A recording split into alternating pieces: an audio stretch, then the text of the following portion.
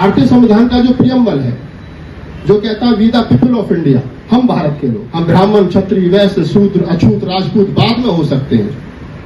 ये हमारा व्यक्तिगत है, ये हमने नहीं बनाया। लेकिन हमने क्या बनाया? जब हमारे हाथ में कलम आई तो हमने बनाया the we the people of India, हम भारत के लोग। अब देश में कोई बहुत बड़ा है, कोई बहुत छोटा है, कोई गरीब है, कोई अमीर है, कोई जाति के आधार पर पूजनीय है, कोई जाति के आधार पर अछूत है। अगर इस प्रकार का देश होगा तो देश तरक्की नहीं करेगा। देश तरक्की जब करेगा जब देश में समानता होगी, बंधुता होगी, मैत्री होगी, करुणा होगी, भाईचारा होगा। निर्भया के नाम पर पूरा देश कैंडल लेकर के खड़ा हो जाता हो।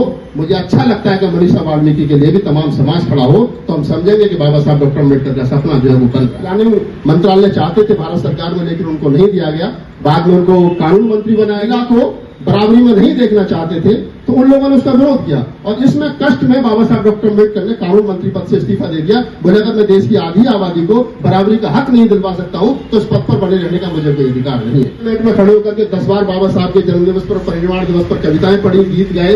एक बार बड़े भाई हमारे साथ रहे तो दिल्ली की सरकार में मैं शायद मंत्री हूँ, तो हमारे कई साथी बन भी गए। तो मैं उस तरीके का आदमी नहीं हूँ।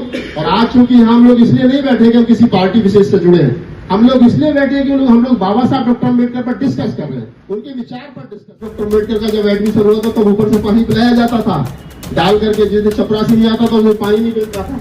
बाबा साहब डॉक्टर अम्बेडकर जब पहली बार गुजरात में उनको नौकरी लगी तो प्योर पानी नहीं पिलाता था।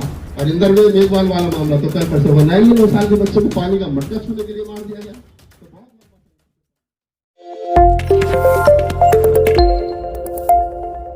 तो साधुवाद सांसद जी, तमाम गणमान्य व्यक्ति जो है पहुंचे, हमारे छोटे भाई दीपक केजरीवाल, सुनील भाई, मैं ज्यादातर लोगों को सकल से जानता हूं क्योंकि मेरी विधानसभा के ज्यादा है। बाबा साहब डॉक्टर अम्बेडकर का जो सपना था, ज्यादातर बात तो सांसद जी ने आप तमाम साथियों को बता दी, लेकिन मैं एक दलित साहित्यकार हूं और मैं लिखता हूं, पढ़ता हूं। मैं सबसे बड़ी बाबा साहब की जो बात थी वो थी कि हम फर्स्ट एंड लास्ट इंडियन, हम लोग पहले भी भारतीय और अंत में भी भारतीय हैं, हम लोग उसके अलावा कुछ नहीं है। और भारतीय संविधान का जो प्रियम्बल है, जो कहता है we the people of India, हम भारत के लोग, हम ब्राह्मण, क्षत्रिय, वैश्य, शूद्र, अछूत, राजपूत बाद में हो सकते हैं।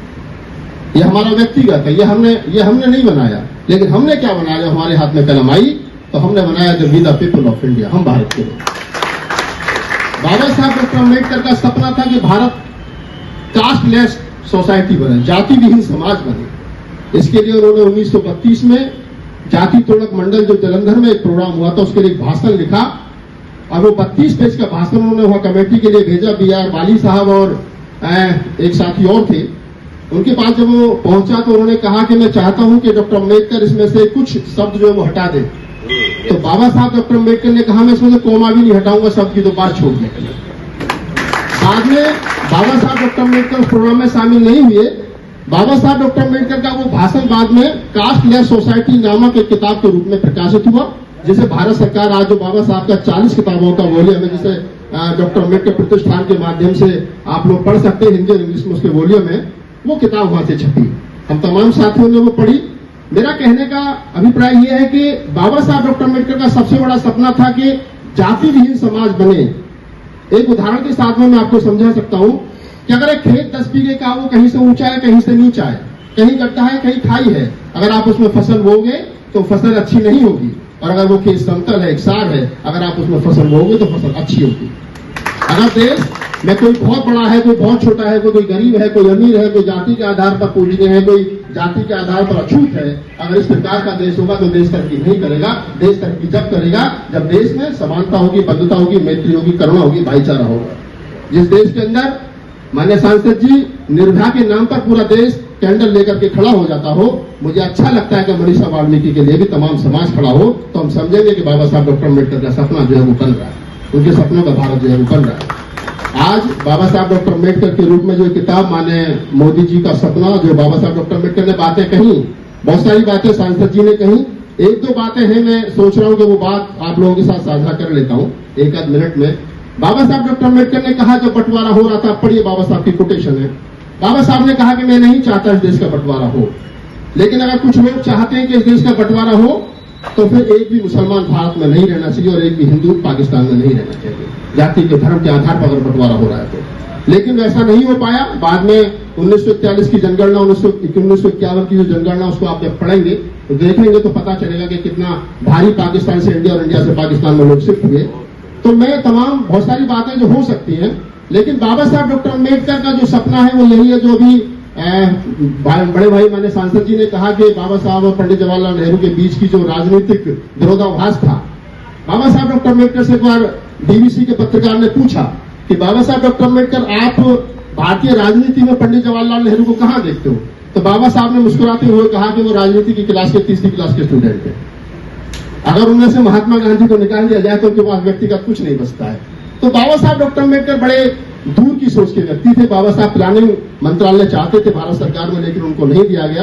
बाद में उनको कानून मंत्री बनाया गया और कानून मंत्री पद पर भी वो थोड़े समय रहे, क्योंकि जब हिंदू कोड बिल महिलाओं के लिए बराबरी के लिए लाना था, कभी महिलाओं को इस देश के अंदर बराबरी का हक होना चाहिए, संपत्ति में बराबर का हक होना चाहिए, उनको तमाम वो अधिकार होने चाहिए जो पुरुष को है, तो इस देश के कुछ मुट्ठीभर लोगों ने उसका विरोध किया। क्योंकि जो लोग महिला को बराबरी में नहीं देखना चाहते थे तो उन लोगों ने उसका विरोध किया। और इसमें कष्ट में बाबा साहब डॉक्टर अम्बेडकर ने कानून मंत्री पद से इस्तीफा दे दिया। बोले अगर मैं देश की आधी आबादी को बराबरी का हक नहीं दिलवा सकता हूं तो इस पद पर बने रहने का मुझे कोई अधिकार नहीं है।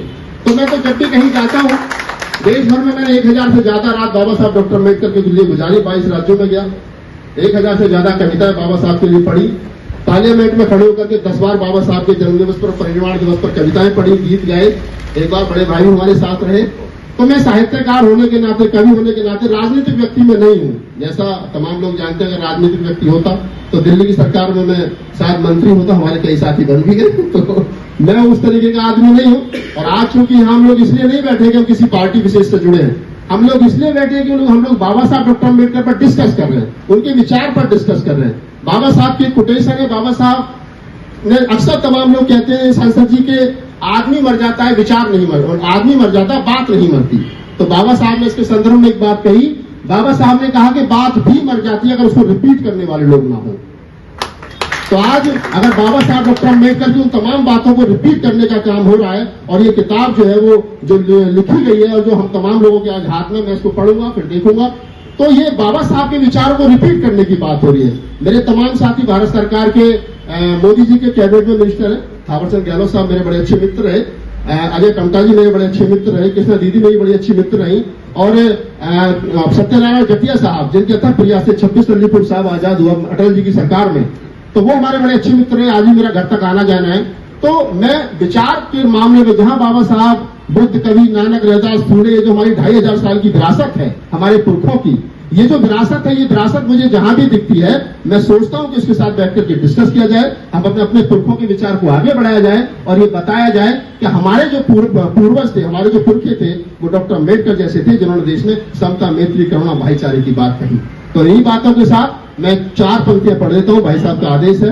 तो एक संस्मरण है बाबा साहब डॉक्टर अम्बेडकर का, कि बाबा साहब डॉक्टर अम्बेडकर के जो सबसे प्रिय पुत्र थे राजरतन, बाबा साहब जब उनको हवा में उछाल करके कहते थे माता रमाई से कि रमाई, एक समय वो आएगा कि राजरतन राज करेगा। जब राजरतन की मृत्यु हो गई तो बाबा साहब के पास उतने पैसे नहीं थे कि वो उसका दाह संस्कार कर सके। इतनी गरीबी थी, माता रमाई जो है वो उपले बना करके बेचती थी, जो पैसा इकट्ठा होता था उस पैसे को बाबा साहब के लिए लंदन में भी बेचती थी पढ़ने के लिए, और घर का खर्चा भी चलाती थी। तो ये जो संस्मरण है बड़ा भावुक कर देने वाला है। तो बाबा साहब, राजरतन मर गया और माता रमाई रो रही है और उतने पैसे नहीं है कि उसका अंतिम संस्कार किया जा सके। तो बाबा साहब कहने लगे, बाबा साहब माता रमाई को देख रहे तो रमाई जो है वो बाबा साहब को देख रही थी। तो माता रमाई ने अपना आधा आंचल फाड़ करके कहा कि इसमें बच्चे को लपेटिए और इसका दाह संस्कार कर दीजिए। तो मैंने वहां कुछ पंक्तियां लिखी, वो पंक्तियां मैं आपको निवेदित करता हूं, सुनिए। कि बाबा भीम के जीवन का ये कैसा फसाना है। सोचिए, वो दृश्य बनाइए अपने मन मस्तिष्क में। हम लोग ऐसे ही नहीं बैठे यहाँ पे। कि बाबा भीम के जीवन का ये कैसा फसाना है, और घर में लाश बेटे की उन्हें लंदन को जाना है। प्रथम गोलमेज कॉन्फ्रेंस के लिए बाबा साहब को जाना था। उनका बड़ा भाई आनंद भाग करके आया, उसने कहा भीमा तू कहाँ जा रहा, तेरे बेटे की मृत्यु हो गई। बाबा साहब ने कहा कि इस बेटे का दाह संस्कार तुम कर देना। अगर मैं आज लंदन गोलमेज कॉन्फ्रेंस में नहीं बोला तो इस देश के जो कुछ लोग हैं, मुट्ठी भर लोग हैं, उस देश के अछूतों का, मूल निवासियों का हक जो वो मिलेगा नहीं। लिहाजा एक बेटे के लिए मैं अपने बेटों को नहीं मार सकता, ऐसे थे बाबा साहब। और बाबा साहब ने एक बात कही थी अपने पीए नानाचंद रत्तू से सांसद जी कि ये इतने बड़े तंबू का मैं अकेला बंबू हूं, अगर मैं नहीं रहूंगा तो इस तंबू का क्या होगा। तो उन्होंने कहा था कि मैं चाहता हूं मेरे अनुयायियों को एक बात कह देना कि इस कारवां को बड़े कष्ट और मुसीबतों से मैं यहां तक लाया हूं, अगर ये आगे ना जाए तो यहीं छोड़ दें, लेकिन पीछे नहीं जाना चाहिए। तो आज तक जो भी हम खा रहे हैं वो बाबा साहब का दिया हुआ खा रहे हैं, उनके 4-4 बच्चों की कुर्बानियों का दिया हुआ खा रहे हैं। कुछ लोग हैं जो भूल गए, टीवी और वीडियो में मस्त हो गए।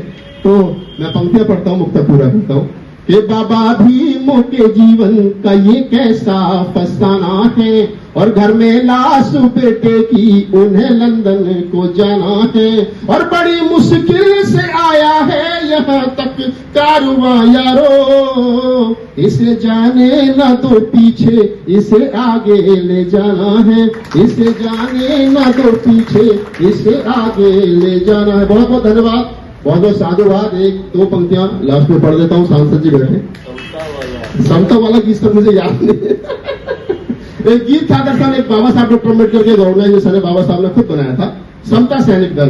तो उसके राष्ट्रीय अध्यक्ष हुआ करते थे यार जोशी साहब, आप जानते हैं। तो और हमारे मुझे बड़ा प्यार करते थे। उन्होंने कहा राहुल एक गीत जो है वो समता सैनिक दल के लिए एक थीम सॉन्ग लिख दो, हाँ सबके हित की बात करेगा। तो मैंने वो गीत लिखा कि बाबा साहब का दर्पण, बाबा साहब का जो सोच है वो है। तो उसकी 2 लाइन मुझे याद है, मैं गाता हूँ। सांसद जी ने हमने वो साथ पार्लियामेंट में गाया, तो वो उनकी याद हमारा बड़ा अच्छा हो रहा कि सबको शिक्षा सबको दीक्षा, सब मिले सभी को जल।